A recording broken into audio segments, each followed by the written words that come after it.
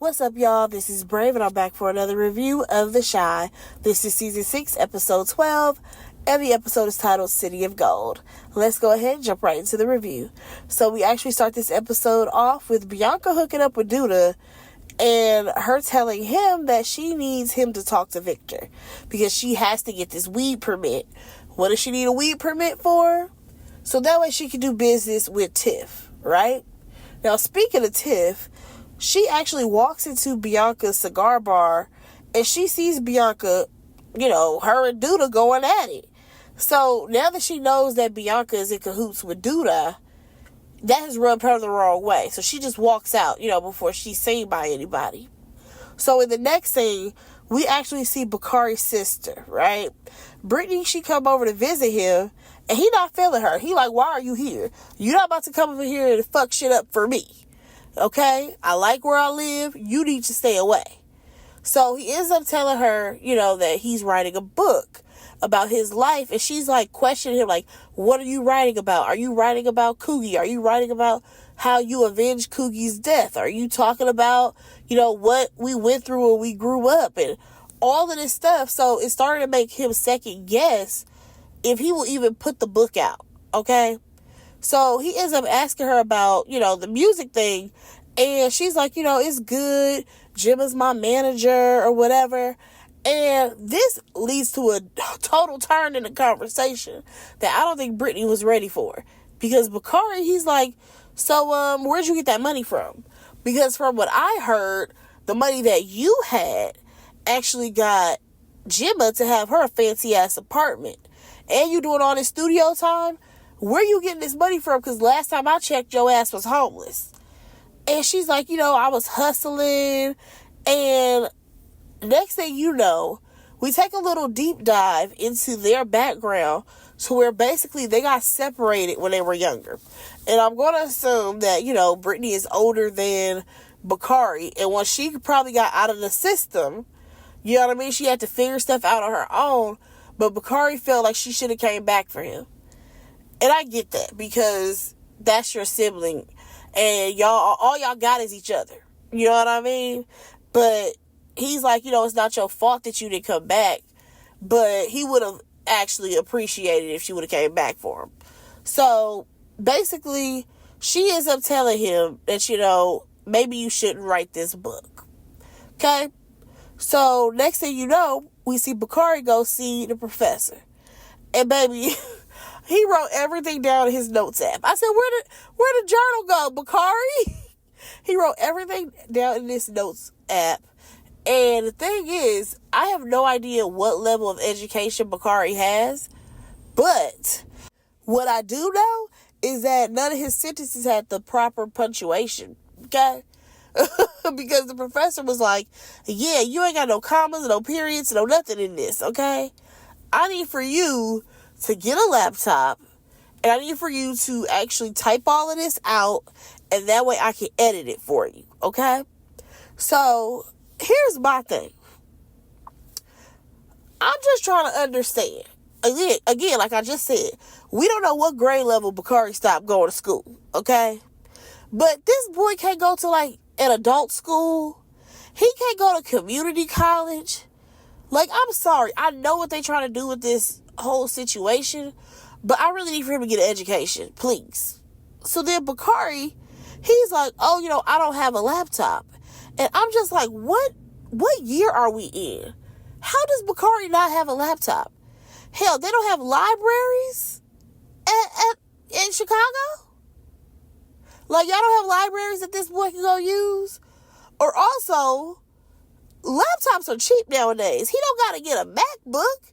He can get a little Chromebook or something. I'm like, baby, I don't know about this. He need, computers one-on-one class.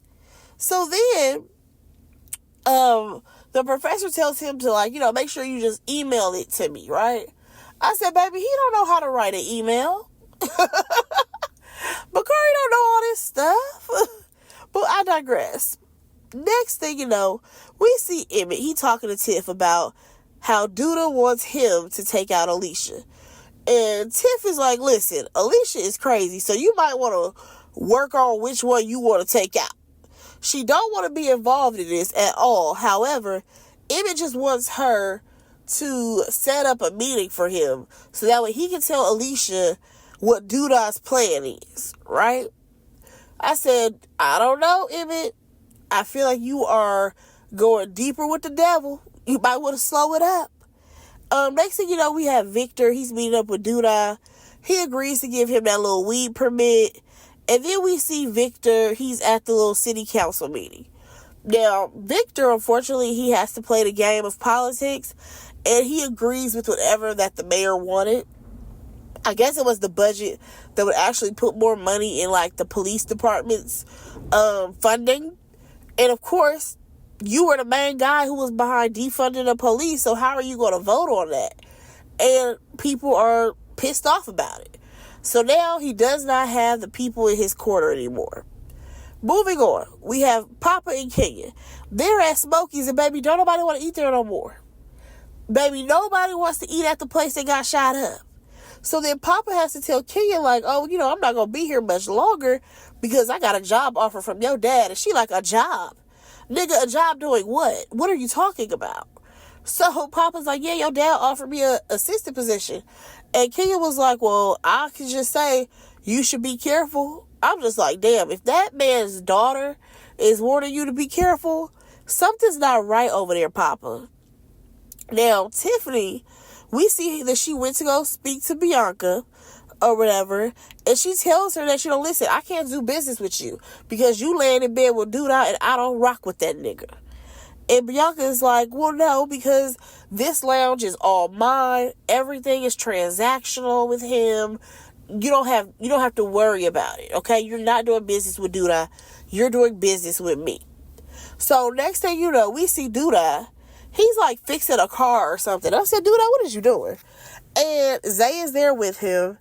And next thing you know, Britney's song is playing. I guess it was playing on the radio. And Zay is like, man, this girl got a whole song out, but she ain't got no information on Bakari. Like, what are we doing here? So now Doodah, he's like, nah, you gonna have to go find her because I'm not paying for her and this little bullshit music that she trying to do. I was like, okay. You don't believe in the girl's dreams. But moving on, y'all, we have Rashad. Baby, he's top flight security, okay? And he is the security guard there who is in between Emmett going to see Alicia, right? He got to pat him down and all of this. And then when he finally lets Emmett up to see Alicia, Miss Mamas is in bed putting on lip gloss. I said, girl, what is you doing? Rashad not about to come up in here and give you the pipe? What are we doing? So next thing you know, Emmett is basically telling Alicia about Doodah wanting her dead. Now, she can already see that Emmett ain't no killer, okay? Emmett is not that guy. He already missed trying to kill Doodah.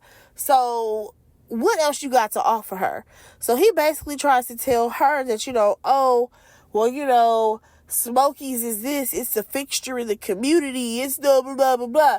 I said, yeah, and it's still the place that don't nobody want to eat because it just got shot up. And then he had the audacity to be like, oh, you know, the Harlem location is doing so good. And that's what Doodah told him. She's like, well, have you been there? And he's like, no. Sir, you don't even know if the damn place is open or not. Because you don't go up to New York to see what the Smokies is doing. Get it together. So now, basically, he tried to make a deal with her that if she can help him pay Doodah off, so that way he can get Smokies to himself, then he will owe her one. And basically, he's going to be working under her thumb. I'm like, sir, what are you doing? Because at this point, I feel like you are building a ditch for yourself, okay? Because you think Doodah is going in one and Alicia is going in one, and it may be you. So you might want to watch it, Emmett. Now, moving on, we see Papa. He at the mega church looking around, and he ends up meeting up with Pastor Zeke, right? And out of nowhere, this man is like, yeah, I want you to lead the youth congregation today. Nigga, what? He just got here. Like, you don't know if Papa can preach or not. What do you mean you're going to have him lead the youth congregation? So then, this is the same man who basically said that he's the Jay-Z of pastors, and talks about how, he always asks God to provide. So then Papa is like, oh, are you asking God if he can provide or your congregation? And that man said, it's all the same to me. Baby, he's not a man of God. Papa, why are you still entertaining him? I'm not understanding. This is not what your father raised. Like, get from up under this man.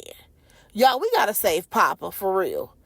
So, next thing you know, I feel like this scene was just thrown in there, y'all. We see Keisha, her baby is in her arms, and there is something wrong. And I mean, this clip was such a glimpse. It was like fast. Less than 15 seconds, okay? I'm just like, oh shit, what's going on with little Ronnie? Well, we gotta wait.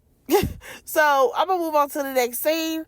It was Victor. He is, oh my gosh, the people are protesting. They yelling because he did not vote the way that they wanted him to vote, okay? Now, Bianca happens to be in his office, and here she go. She talking about how everything is transactional, especially in politics. And at this point, the only thing that Victor wants is for people to not hate him, okay? And I get it. There has been a lot of pressure on Victor since he got into this whole little situation being the neighborhood superhero and then working in the city council. It's just been a lot for him. And I just feel like it's too much. You may need to step down. So, moving on, we see Sean and Darnell. So, they talking or whatever. Darnell like, oh yeah, I got this gig. You want to come work with me? And Sean like, nah, I don't have the time because I got another job. What do you mean you got another job? Yeah, I work for Alicia. I'm doing the top flight security thing. And Darnell is like, listen, you might want to slow your roll with her because all her business ain't legit, okay? And then Darnell notices that old hand-me-down jacket that she gave him, that she gave Rashad. And he's like, yeah, that's probably her old nigga jacket. I agree. I think that was probably Rob Daddy jacket, and you ain't fooling me, okay? Now, moving on, we see Tiff. She's at Bianca's lounge, and Dudok comes in. He brings up Rob and how he heard that Rob got shot. So you already know she pissed off about that. And she tells him that he's a miserable little man and for him to stay away from her family. That is where that conversation should have ended, but it did not. So Dudok, he's like, I do business with your man. And Tiff is like, yeah, not for long. Tiff, you overstepping the boundaries, boo. You can't be doing that. You cannot tell him what y'all plans may be. He don't need to know nothing about your weed business, okay? So then, what happened after that? Oh, it was some flowers that he had brought in for Bianca. He was like, okay, well, just make sure that Bianca get those flowers. And as he's walking out, here go Tiffany. She don't even like you like that. She said that everything with you is transactional. Tiff, shut your fucking mouth. Like, I forgot how messy Tiff used to be because they kind of calmed it down. But yes, this right here is true to Tiff's character. Running that goddamn mouth way too soon. You need to make sure that you are in good standing with this woman who's trying to put you on and give you a business opportunity, okay? She already told you that the money is between you and her. It ain't got nothing to do with Duda. Let that man walk on, but also don't fuck up her shit. But we gonna see what she did later. Moving on, we see Victor again. He's stressed out. The people are protesting. Of course, they're calling him a traitor. Whoop-de-doo. Okay, moving on. Like, I'm sorry. I need something else for Victor's storyline. I ain't even gonna hold you because I'm so tired of him looking depressed. But moving on. So we learned that there is something wrong with little Ronnie. It may be something that's genetic. But of course, Keisha does not know, the genetics or medical history, I should say, of that man who freaking took her. So the doctors, he trying to talk to them or whatever. And what do we see? Nook outside. I'm like, why are you here? So Nook, he is there and Duda is with him. Basically, they him Emmett up in a corner to be like, yo, why is Alicia still alive? First of all, why are y'all in the children's hospital him and niggas up? Like, what is going on here? So we actually see Keisha, she has the baby in her hand, And she like, what is going on here? And I think that's when Nook like let go of Emmett. I'm like, yo, Emmett, you have got to figure out how to get out of this situation between Alicia and Douda. Please get out of it. Now, in the next scene, y'all, when I tell you I couldn't take it seriously, first things first, it started off with a crump dancer. Some man's out here crumping his life away, okay, at the beginning of this church scene. Some woman is up there singing. We see Jake, he shows up to support Papa. Or was he there to support Papa? Because it could have very well been that he was there to see the First Lady. Because you know how they get down. I'm just like, okay, we shall see. So, we jump over to Bianca, right? She meets up with Tiff about their partnership. And basically, they are trying to sell this weed in like these special boxes for $5,000 a box. I said, damn, I'm in the wrong business. I need to start slanging some weed around here and making sure it's organic or whatever Tiff is selling.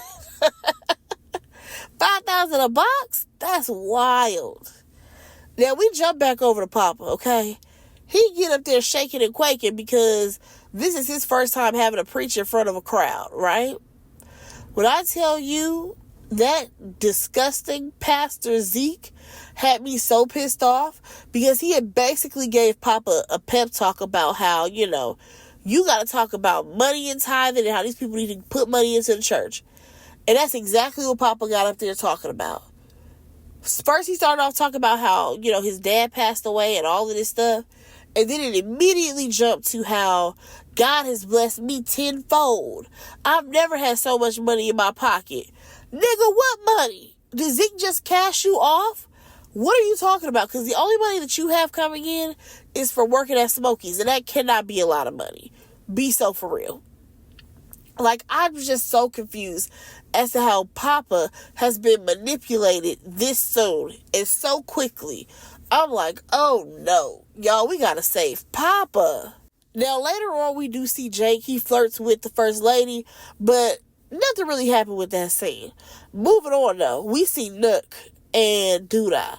They pull up on Brittany in the studio, right? Baby, it's so clear. She only want to make music. She don't want to spy on her brother, really, for real. But if she have to, she will. So, Douda's pissed off at her. So, she ends up telling him, like, oh, well, you know, Bakari trying to write a book. He trying to name names or whatever. So, now Douda's like, oh, no, he can't write no book. He got to find some other hobby. Because he can't, you know, have him listing Douda's name in a book. You know what I mean? That's crazy. Now, moving on, we see Kenya. She's talking to Zay about how Papa is now involved in the church. I'm trying to figure out why the fuck Zay is at the church. Because Douda, he don't be letting them people, you know, just do whatever they want to do. Why you hanging out at the church, man? Are you about to rob it at some point? Because that's the only reason why you need to be up in here. Now, this man, he goes on to talk about how, you know, he don't believe in God paying people forward tenfold. He believe in earning his money. And I was hollering when Kenya was like, but don't you steal cars for a living? I said, but girl, if only you knew, he do more than steal cars. Okay? The same nigga that's smiling in your face is the one who shot up Smokies. And I'm trying to figure out how she don't know that, considering that she works there. I don't understand how she don't know that that man is the one who shot up Smokies. I'm pretty sure, what's his name? Emmett has said it around somebody. Be so for real. Moving on, we see Tiff. She counted her money and Nook stopped by. He said, baby, I'm here for my portion, okay? Where my money at? And she's like, well, you know, how long this deal gonna be? He's like, as long as Rob is alive. I was like, damn, this is a lifelong deal that Nook is about to keep getting paid. So then Alicia, she comes up and she's like trying to renegotiate the deal that Rob made, but Nook ain't going for it. He's like, nope, I'm going to get my cut every time, and that's going to be that. Now, moving on, we actually see Bakari pull up on Douda. And here's the thing I've noticed. In this scene, Douda is spooked. He don't know what's coming next. Ever since he almost got killed, he almost got shot, that shit got him shaking and quaking. Now, Bakari comes over there so that way he can ask for his allowance. And Douda's like, no, what you need it for? So Bakari's like, oh, you know, I want to buy a laptop. Baby, Douda gripped him up real quick and was like, oh, you want a laptop so you can write your book or whatever? And I'm just like, sir, let this little boy go. Like, relax. Like, I get it. You don't want your name mentioned, but damn, man. Moving on, we see Fatima and Keisha. They have this conversation about the fact that Keisha doesn't know the DNA for the man who abused her. So now she got to go try to track down his DNA to see what genetics he passed down to their son. Or should I say her son. Now, Fatima, we learned that she knows a lot of people who have worked on sexual assault cases. So hopefully she's able to reach out to them and they can help Keisha on her journey to finding out more information about her abuser. Moving on, we see Duda, he in bed with Bianca. And baby, when he on his way out, he leave the money on a nightstand. It was like, oh, I'm completing the transaction. Transaction, key word. So now she already know who went back and said something to Duda. So, moving on. Y'all, why does Bakari have a typewriter? A typewriter? I'm like, a Chromebook. He can get a Chromebook for like less than $300. Why in the world is he on a typewriter? I guess. He trying to type out the pages in his book or whatever. And next thing you know, Lene is talking to him about how, he should enroll in school and not work for Duda. And I'm just like, girl, what grade point average do he have? What school can he go to? I don't think Bakari did not graduate with them, right? I feel like when it came to the graduation, Bakari was not there for that. He went to prom, because you can bring anybody as a prom date, but I don't think he graduated with them. So I'm a little confused. Hell, I'm really confused as to why Lene is the only person who's in college. That's the real problem. But I digress. So one thing that threw me off is the fact that she gonna say, oh, I think you should try to like enroll in school and do all this stuff. And I can even ask my mom if you can stay here. What mom? What mom do you have? I know you are not calling Nina mom. Girl, be so for real about yourself. Because she is nobody's mother. Moving on, we see Alicia and Tiff. They had some like fancy event. And it seems like Alicia, she's starting to like Tiff. She's starting to let go of all the control that she has on her son. So Alicia, she's trying to introduce her to a judge, right? But here comes Bianca. She grabs Tiff or whatever, and she's pissed off. Because at the end of the day, whatever she had going with Duda, it was working in her favor. And here comes Tiff screwing stuff up for her. Like, girl, go sit down somewhere. Now, moving on, we actually see Duda, he gets a gift, right? Again, like I told y'all, he's spooked, right? So, he tells Zay to open it or whatever. Come to find out, what is it? It's a tie. It's a tie, and the note says that it will look good on him in his casket. I was like, oh my gosh. This old lady is crazy. You know what I'm saying? Alicia had to have sent that. Who else was sending it? Be for real. Now, let's go ahead and talk about this last scene real quick. So, we see Victor. He's talking to his best friend, Rashad, about how now he can offer him a job, right? Oh, what's the job? Oh, it's a mentorship job at Rock. And with this position, he would have a salary. So, Shad is like, well, how much am I going to get paid? And here goes Victor. Well, what else you got to do? Here we go. I mean, maybe this man has a standard. You're not about to lowball him, okay? So Shad ends up telling him, like, well, listen, I work for Alicia now. So Victor's like, no, that's a terrible idea or whatever. But Shad ain't listening. Because, number one, he dicking her down. And number two, it's putting money in his pocket. So next thing you know, Fatima ends up showing up. And Rashad ends up leaving. Now, she's telling him how, all of this comes with the territory of being a politician. It is what it is. Sometimes the people are going to like you. Sometimes they are not. Now, before he can really get into how he felt, he did mention how, he needs a mental break. But that's all we saw because, baby, next thing you know, our boy was getting arrested. Okay? They're arresting him for the murder of Alicia's brother. And baby, we gonna see what happens next. Y'all, let me know what y'all thought about this episode. Did y'all think it was a good episode? Go ahead and like, comment, and subscribe to my channel. And I will talk to y'all in my next review. Bye, guys.